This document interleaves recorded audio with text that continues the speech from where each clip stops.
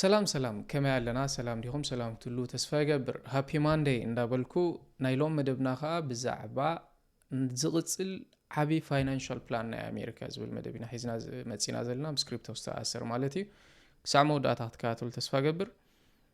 26 ዙርያ ምሳና ክትመሃሩ እንተደኣ ደሊኹም ከ ኣብ ንገብሮ ትምህርቲ ናይ ኢንቨስትመንት ክትመሃሩ ትኽእሉ ኢኹም መመዝገቢ ኣብ ኮመንት ሴክሽን ገዲፈልኩም ኣለኹ ማለት እዩ ሰብስክራይብ ዘይገበርኩም ከ سبسكرايب جوار مهنياتو 90% تخاتلتنا سبسكرايب أي جواركمن تي ميتا داتا خريون كله باك إند أي ولا حن سبسكرايب أي جواركمن زلهم مو سبسكرايب تجبرو كذا آخر دليل مالتي أوكي so it is البلان نا أمريكا هجي it is البلان نا أمريكا خلينا بقول نكلم مس financial system للتأساسر مالتنا ويكا مس finance أو سرعة التأساسر مالتنا زغط البلان نا أمريكا ناي دولار بلان جي زي بلان زي كل جزء دولار ناي عالم لخاوي جنزة كوينو قصل انترا خوينو زخونة سرت كله خلال لويكا ناتو تقلب كعبز خيل حدا جزوف تقلب مسوق تأسسر لويكا مسوق زامت خلال لو مالتي زي أبملو تاريخ كل جزء دارانا يعني نخيد مجمرة أب جولد رينا دولارن جولدن ويكا دولارن ورك انزل لو زند نارينا مالتي كاب 1913 كاب قد 100 عامات حيسكا دارجا اب مولو عالم زنبره ورقي مس دولارن مستوم شو زنبره حيالات ገንዘብ ከም በዓል ፓውንድ ገለ ዝኣመሰሉ ምስኦም ሽዑ ዝነበሩ ካረንሲታት ምስኦም ኣተኣሳሲርካ እሶም ብኦም ክልወጡ ምግባር እዩ ነይሩ ማለት እዩ ንናትካ ካረንሲ ንናትካ ባጤራ ምስ ወርቂ ኣተኣሳሲርካ ወርቂ ብኡ ጥራይ በትናትካ ካረንሲ ጥራይ ከም ዝግዛእ ምግባር ማለት እዩ እዚ ኸኣ እንታይ ይገብራሎ እንተላይልና ንገንዘብካ ወይ ከዓ ነትናትካ ገንዘብ ስኻ ትጥቀመሉ ዘለኻ ልዑል ጠለብ ኣብ ዓለም ከም ዝህልዎ ይገብራሎ ማለት እዩ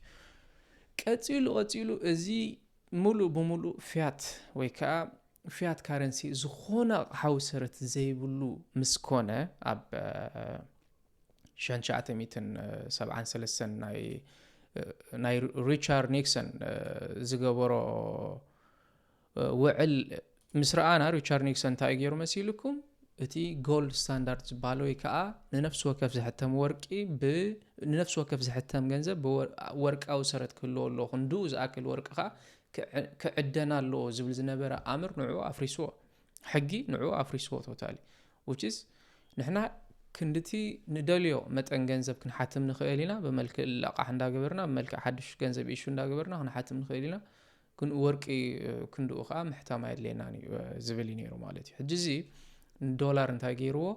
ኣቕሓዊ ሰረት ዝበሃል ዘይብሉ ገይርዎ ፊያት ገይርዎ ማለት ፊያት ማለት just እዚ ኣነ ገንዘብ ስለ ዝበልኩኻ ገንዘብ ክኸውን ማለት እዩ ኣነ ገንዘብ ስለ ዝበልኩኻስ ገንዘብ ክኸውን ዝኾነ ፀዓታውን ኣቕሓውን ሰረት ዘይብሉ ማለት እዩ ኦኬ ብኡ መንፅር ከምኡ እንትረኣ ኮይኑ ግን ተጠላብነቱ እንዳወሓደ ይኸይድ ራይት እንተደኣ ዝኾነ ኣቕሓዊ ሰረት ዘይብሉ ኮይኑ ተጠላብነቱ እንዳወሓደ ይኸይድ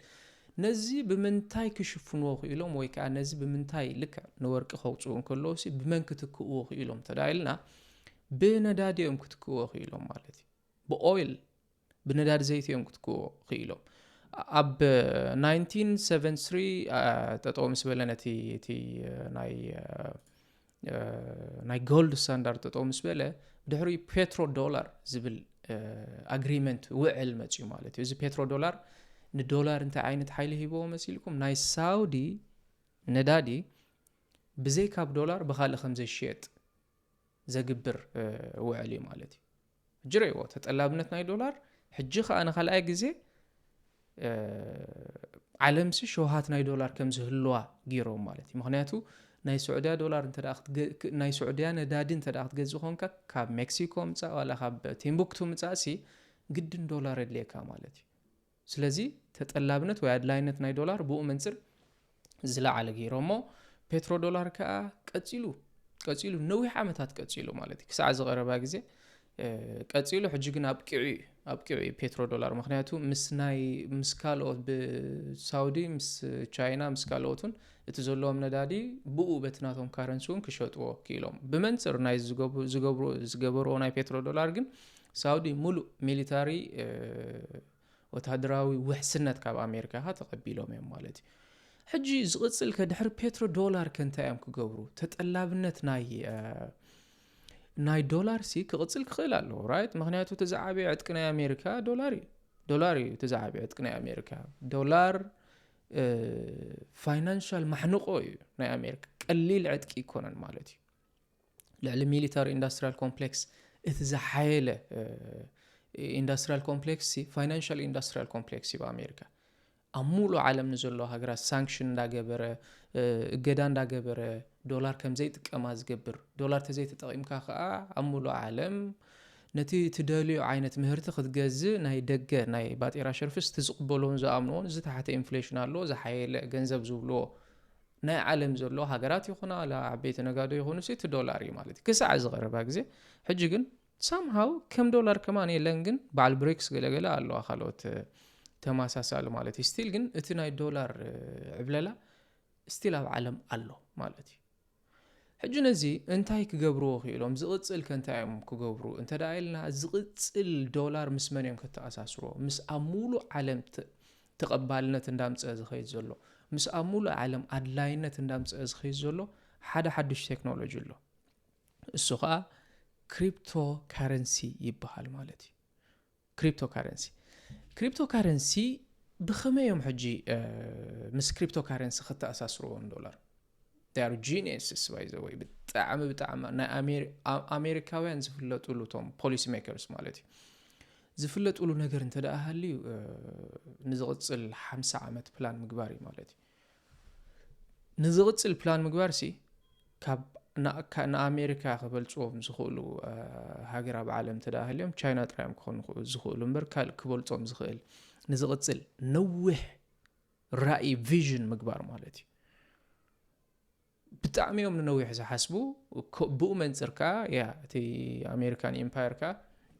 ብኡ መንፅር ዕድሚኡ እንዳተናውሐ ክኸይድ ክእል ብመንፅር ንነዊሕ ዝሓሰብካ ነዊሕ ትሓስብ እንተደኣ ኮንካ ኢኻ ኣብ ዓለም ሲቪላይዜሽንን ኢምፓየርን ክትሃንፅ ትኽእል ማለት እዩ ሕጂ እንታይ ይገብሩ ኣለዉ ምስ ስቴብል ኮይን እዮም ዘተኣሳስርዎ ዘለዉ ማለት እዩ ኣድላይነቱ እንተደኣ ክዓቢ ኮይኑ ኣብ ግዜ ትራምፕ እንታይ ገይሮም መሲልኩም ምስ ስቴብል ኮይን ተኣሳሲሮሞ ኣብዚ ናይ ካልኣይ ተርም ናይ ትራምፕ ምስ ስቴብል ኮይን ብሓደ ክላሪቲ ኣክት ዝበሃል ሓደ ሕጊ ናይ ክሪፕቶ ካረንሲ ወይ ከዓ ናይ ዲጂታል ኣሰት ትራምፕ ዝፈረሞ ምስኡ እንታይ እዮም ገይሮም ተዳኢልና ዓብ ስእሊ እንዲኻ ክትሪኦ ዘለካ ከም ኢንቨስተር መጠን ኩሉ ግዜ ዓብ ስእሊ ርኢኻ ኢኻ ኢንቨስት ክትገብር ዘለካ ምክንያቱ ሎንግ ተርም ኢኻ ኢንቨስት ክትገብር ሎንግ ተርም ትገብር ተደኣ ኮንካ ከዓ ኦቨርኦል እቲ ፋይናንሻል ሲስተም እቲ ዓለም እቲ ቁጠባት ገለስ ናበይ ይኸይድ ኣሎስ ክትርድኦ ክትክእል ኣለካ ማለት እዩ ዋላ ቴክኖሎጂ that's why ኢንቨስትመንት ቀሊል ዘይከውን በዳህ ዝኸውን ምክንያቱ ብዙሕ ፍልጠትሲ ሓደ ስእሊ ክትሕዘካ ክእል ኣሎ ካብትን ዝኣከብካያስ ኣኪብካ ኢኻ ሓደ ስእሊ ትሕሽዑ ናብዚ ይኸይድ ኣሎ ኢልካ ክት ኢንቨስት ክትገብር ትኽእል ማለት እዩ እዚ ክላሪቲ ኣክት ሕጂ እንታይ እዩ ዝገብር እንተዳኢልና ነፍሲ ወከፍ ስቴብል ኮይን ብዶላር ሰረት ዘለዎ ዝገብር እዩ ማለት እዩ ብኻልእ ኣባህላሲ ልክዕ ፔትሮ ዶላር ከብቅዕ እንከሎ ተጠላብነት ናይ ዶላር ኣብ ዓለም ምእንቲ ከየብቅዕ ክሪፕቶ ካረንሲ ስቴብል ኮይን ኣብ ኬንያ ዘሎ ሓረስታይ ክትጥቀመሉ ክእል እዩ ዋለት ኣውፅእ ኣቢሉ ኣብ ቬኔዙዌላ ዘሎ ነጋዳይ ክትጥቀመሉ ክእል እዩ ዋለት ክሬት ግብር ኣቢሉ ኣብ ኢንተርኔት ናይ ኢንተርኔት ገንዘብ ማለት እዩ ኣብ ብራዚል ዘሎ ክትጥቀመሉ ክእል እዩ ኣብ ዛምቢያ ዘሎ ክትጥቀመሉ ይኽእል እዩ ማለት እዩ ብኡ መንፅር እዚ ብሙሉእ ዶላር ከዓ ንመጀመርያ ግዜ ኣሜሪካ ኢኹም ጌራ እዚ ብሙሉእ ክሪፕቶ ስቴብል ኮይን ማለት ዓይነት ክሪፕቶ ኮይኑ ልክዕ ከም ዶላር ዋግኡ ዘይውስኽ ከም ቴዘር ወይ ከዓ USDC ዝዓይነቱ ማለት እዩ ካልኦትን ኣለውና ከምዚኦም ማለት እዩ ዋግኦም ዘይውስኽ $1 ዝኾነ እዚኦም እንተዳ ኢሹ ክኾኑ ኮይኖም ወይ ክፍጠሩ እንተዳ ኮይኖም ናይ ዶላር ሰረት ክህልዎም ክኽእል ኣለዎ ተባሂሉ which is ትካላት እንታይ ይገብሩ ማለት እዩ ናይዞም ቴዘር ናይ USDC ትካላት እንተዳ $100 ሚሊዮን ቴዘር እንተዳ ሓትም ኮይኖም ኣብ ባንክ ከዓ $100 ሚሊዮን ባንክ ገንዘብ ክህልዎም ክኽእል ኣሎ ብኻልእ ኣባህላ $100 ሚሊዮን ካብ ባንክ ክልቅሑ እዮም ወይ እውን ናይ $100 ሚሊዮን ካረንሲስ ክገዝኡ እዮም ማለት እዩ እዚ ኸንታይ ይገብረሎ ተጠላብነት ንናይ ኣሜሪካ ቦንድ ተጠላብነቱ ላዕሊ ይገብረሎ ማለት እዩ ወይ እውን ናይ ኣሜሪካ ዶላር ተጠላብነቱ ላዕሊ ይገብረሎ ዋሪፍ እዚ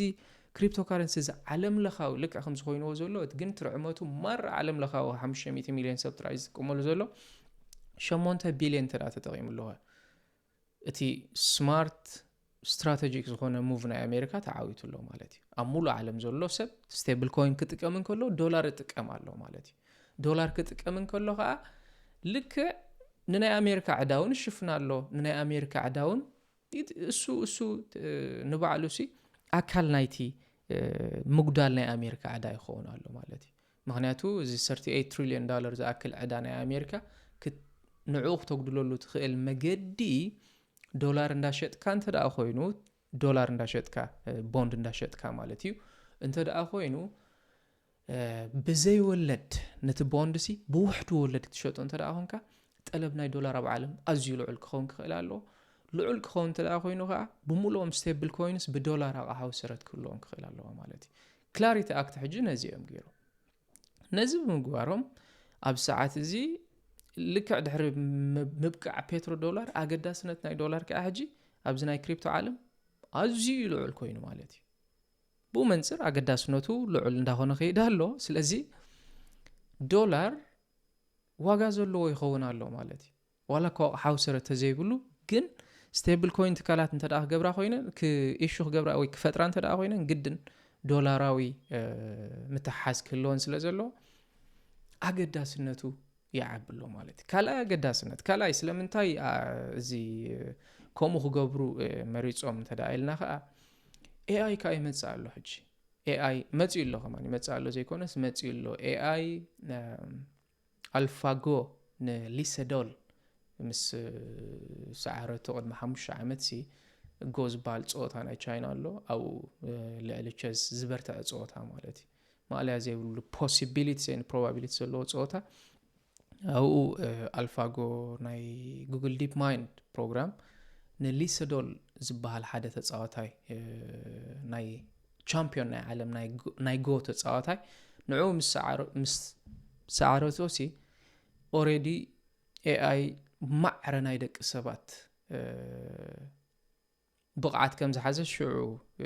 ፈሊጥና ኢና ዋላ እኳ ኤጂአይ ወይ ከዓ ኣርቲፊሻል ጀነራል ኢንተሊጀንስ ንፅበ እንተሃለና ግን ብድሕሪኡስ ርዱእ ነገር እዩ ማለት እዩ ኮምፒቴሽን ካብ ባዮሎጂካል ኢንተሊጀንስ ካልእ ኮምፒቴሽን ሲልከን ኢንተሊጀንስ ከም ዝተፈጥረስ ካውስ ንዓለም ርዱእ ኮይኑ እዩ ማለት እዩ ቅድሚ ቻት ጂፒቲ ምምፅኡ ማለት እዩ ኦኬ ሶ ኤአይ እንተ ደኣ መፅኡ ኤአይ 24 hours ትራንዛክሽን ዝገብር ፐርሚሽንለስ ዝኾነ ፔመንት ሲስተም የድልዩ ካልኣይ ኣገዳስነት እቲ ናይ ኣሜሪካ ምስኡ ዝዛመድ ኮይኑ ግንካ ኤአይን ክሪፕቶን ከዓ ሕጂ ክንርኢና ማለት እዩ እዚ ኤአይ ክመፅእ እንከሎ ትራንዛክሽን ክገብር እዩ ኤጀንትስ ኤአይ ኤጀንትስ ከመይ ይኸውን ሰብ ምስ ሰብ ትራንዛክት ይገብር ኣብ ሰዓት እዚ ሰብ ምስ ሰብ ኣነ ምስ ሰብ ይነጋገድ ማለት እዩ ካብ ሕጂ እንዳሓር ግን ሰብ ምስ ሰብ ክነጋገድ እዩ ሰብ ምስ ማሽን ክነጋገድ እዩ ማሽንን ሰብን ማለት እዩ ቢልዮነራት ቻትቦት ክንርኢና ሮቦታት ቢልዮነራት ሚልዮነራት ክንርኢና ትካላት ናይ ኤአይ ብኤአይ ጥራይ ራን ዝኾና ሚልዮነራት ኤአይ ኤጀንትስ ክንርኢና ሰብ ምስ ማሽን ንግዲ ክገብር ማሽን ምስ ማሽን ንግዲ ክገብር ማሽን ምስ ሰብ ንግዲ ክገብር ማለት እዩ ሰብ ምስ ሰብ ሰብ ምስ ማሽን ማሽን ምስ ማሽን ማሽን ምስ ሰብ ኩሉስ ንሓድሕዱ ንግዲ ክገብር ከምዚ እንተ ደኣ ኮይኑ ከዓ ኣብቲ 1930ታት ዝተሃንፀ ዝበለ ትራድፋይ ወይ ከዓ ትራዲሽናል ፋይናንስ ብኡ ይኮነን ክስራሕ ትስራሕቲ እቲ ስራሕ ክስራሕ እንተ ደኣ ኮይኑ ሃይ ስፒድ ብዘለዎ ፐርሚሽንለስ ፍቃድ ኣልቦ ለይቲ ይኹን ቀትሪ ይኹን ናንስቶፕ ዝሰርሕ ሓደ ፍቃድ ኣልቦ ብሎክቼን ዝበሃል ቴክኖሎጂ እዚ ሳቶሺ ቢትኮይን ዝስራሓሉ ብድሕሪኡ ከዓ ነዞም ብሙሉኦም ክሪፕቶ ካረንሲታት ክስራሓሎም ዝኽኣለ ቴክኖሎጂ በዚ ይኸውን ማለት እዩ ሶ እቶም ክሪፕቶሲ ኣዝዩ ዓብ መጻኢ ዘሎ ኣዝዩ ዓብ መጻኢ ዘሎ ማለት እዩ ምክንያቱ እቶም ፕሮግራማት ብሙሉኦም ፕሮግራማብል ዝኾነ ገንዘብ ዶላር ፕሮግራማብል ኣይኮነን ትራዲሽናል ፋይናንስ ኩል ዩሮ ገለ ፕሮግራም ኣብል ኣይኮነን ኣብ ፕሮግራም ኣብል ኣይኮነን ማለት ኣብ ልዕሊኡ ዝኾነ ፕሮግራም ፅዕንካስ ከምዚ ይኹን ክትብል ኣይትኽእል ኢኻ ሰንትራላይዝድ እሱ በቲ ናይ ባንኪንግ ሲስተም ጥራይ ኢኻ ዝሰርሕ ኣብ ልዕሊ ኢቴሪየም ፕሮግራም ክትፅዕን ትኽእል ኢኻ ስኻ ዘየለኻሉ ሸው እቲ ፕሮግራም ይፍፀም ኤክስኪዩት ክኸውን ማለት እዩ ኣብ ልዕሊ ሶላና ክትሃንፅ ትኽእል ኣብ ልዕሊ ቢትኮይን ክትሃንፅ ትኽእል ኣብ ኩሎም ዞም ብሎክቼይናት እዚኣቶም ክትሃንፅ ትኽእል ኢኻ ከምኡ እንተደኣ ኮይኑ ኤአይ ፔይመንት ሲስተም ናቱ ብምንታይ ክገብሮ እንተደኣ ኢልና ብክሪፕቶ ካረንሲ ክገብሮ ማለት እዩ ዋላ ስቴብል ኮይን ክገብሮ ክእል እዩ ዋላ ምስ ትራዲሽናል ፋይናንስ ኣላጊቡ ብስቴብል ኮይን ክገብሮ ይኽእል እዩ ብኡ መንፅርካ ኣድላይነት ናይ ክሪፕቶ ካረንሲ እንዳዓበየ ይኸይድ ማለት እዩ ኦኬ ያ ቢትኮይን ኣብዚ 7 days ከም ትሪእዎ ዘለኹም ብተዛማዲ ቁርብ ሪካቨር ክገብር ክኢሉ ኣሎ 5.48% ወሲኹ ናብ 91 መፂኡ ኣሎ ኣብዚ 7 days ተዳሪእናያሲ ካብ 84 ክሳዕ 89 ገለቢሉ መፂኡ ኣሎ ማለት እዩ ኣብ ሰዓት እዚ ካልእ እንተ ደኣ ኢቴሪየም ርኢናዮ ልዕሊ 3000 ክህሉ ክኢሉ ኣሎ 11% ወሲኹ ሬዝን ስለምንታይ ከም ዝወሰኸ እዚ ኢቴሪየም ዲቴይል ኣብቲ ኣድቫንስድ ትማሊ ኣብ ዝነበረና ክላስ ናይ ኳንተም ኣድቫንስድ ጠቂስናዮ ነርና ማለት እዩ ብተወሳኺ BNB እንተ ደኣ ርኢናዮ እውን 10% ወሲኹ ኣሎ 10% ወሲኹ ኣሎ ኣብዚ 7 መዓልቲ BNB ዝዋሕደ ኢንፍሌሽን ዘለዎ ነቲ እቲ ባይናንስ ኮይን እንዳተመልሰ ኸይድ ስለ ዘሎ ትናቱ ኢንቴግሪቲ ወይ ከዓ ትናቱ ሬፑቴሽን እንዳተመልሰ ኸይድ ስለ ዘሎ ብኡ መንፅር ከዓ ባይናንስ እውን ፅቡቅ ፐርፎርም ክገብር ኢና ያለና ሶላና እውን ከምኡ 8.7% one of the fastest blockchain 8.7% ክውስኽ ርኢና ያለና ስዊ እውን ብተዛማዲ ስዊ እውን ተዛማዲ ኣብ 7 days ቁርብ 20% ኣወሳሰኸ ናይ ስዊ ኸውሚ ጎድልን ክውስኽን እንከሎ 20% ክውስኽ ርኢና ያለና ግን ካብቲ ዝበፅሖ ኦል ታይም ሃይ ኣብ ዝተሓተ ደረጃ እዩ ዘሎ ክንብል ንኽእል ኢና ነቶም ትገዝኡ ሰባት ነቶም ሕጂ ኣብ ክሪፕቶ ካረንሲ ኢንቨስት ክትገብሩ ትደልዩ ሰባት ግን እዚ ዝበለፀ ኦፖርቹኒቲ ፋይናንሲያዊ ምኽሪ ይኮነን ዝበለፀ ኦፖርቹኒቲ ግን ወይ ከዓ ዝበለፀ ዕድል እዩ ማለት እዩ ፊር ኤንድ ግሪድ እንተዳሪና ስቲል ኣብ ፊር ኢና ዘለና 24 ኣብ ፊር ንሪኦ ኣለና ግን ኤክስትሪም ፊር ከዓ ይኮነን ካብቲ ዝሓለፈ ላስት ዊክ 20 ነይሩ ቅድሚ ዝነበረ ከዓ 10 ካሪና ነርና ኤክስትሪም ፊር ማለት እዩ ልዑል ፍርሒ ሰባት ተፈሪሖም ሸጥዮም ዩዥዋሊ ኣብ ሰዓት እዚ ግን ናብ ስቲል ኣብ ፊር እንከሎ ግን ኣብ 24 ብተዛማዲ ደሓን ዝኾነ ይኸውን ኣሎ ነዚ ምኽንያት ዝኾኖ ቀንዲ ዝዓበየ ምኽንያት እቲ ምውዳእ ናይ ኳንቲታቲቭ ታይትኒንግ ዝበሃል ወይ ከዓ ናይ ኣሜሪካ ዶላር ወለድ ምውሳኽ ዝነበረ ጠጠው ኢሉ ኣሎ ሕጂ ወለድ እንዳጎደለ እዩ ዝኸይድ ዘሎ ብኡ መንፅር ብዙሓት ሰባት ክልቅሑ ይኽእሉ ሊኩዊዲቲ ከዓ ናብ ዕዳጋ ክመፅእ ይኽእል ምክንያቱ ዶላር ብለቓሒ ዝፍጠር ማለት እዩ ያ ሶ ናይ ሎም ዝነበረና መደብ ነዚ ይመስል ቴንክ ዩ ሶ ማች ከም ወትሩ ሰብስክራይብ ግበሩ ኢኹም ቴንክ ዩ ቶም ሰብስክራይብ ዝገበርኩም and ምሳና ክትመሃሩ ተደሊኹም ከዓ ናይ ኳንተም ስኩል ሊንክ ኣብ ኮመንት ሴክሽን ገድፈልኩም ኳንተም ስኩል እንታይ ፅቡቅ ኤንቫይሮንመንት መሲልኩም ላይቭ ኢና ንመሃሩ ዋላ ሪከርድ ዱን ፀናሓኩም ግን እቲ ላይቭ ክላስ ሰብ ስለ ዝፈትዎ ንሕና ከይሰልከየና 26 ዙርያ ሕጂ እውን ላይቭ ኢና ንምህር ማለት እዩ ዓርቢ እቲ ናይ ሕቶን መልስን ካልእ ክላሳትና ላይቭ ኣሎ ሪከርድ ዱን ኣለና ሶ ሪከርድ ዘሎ ሪከርድ ክመሃር ኸይሊ እቲ ላይቭ ናይ ክላስ ቫይብ ዘለ ሰብካ ኣብታ ዓርቢ ንገብሮውን ላይቭ ክሳተፍ ኽእል ማለት እዩ ሶ ክትሳተፍዎ ከዘኻኽረ ደሊ ቴንክ ዩ ሶ ማች ኣብ ዝቐፅል ቪድዮ ይራኸበና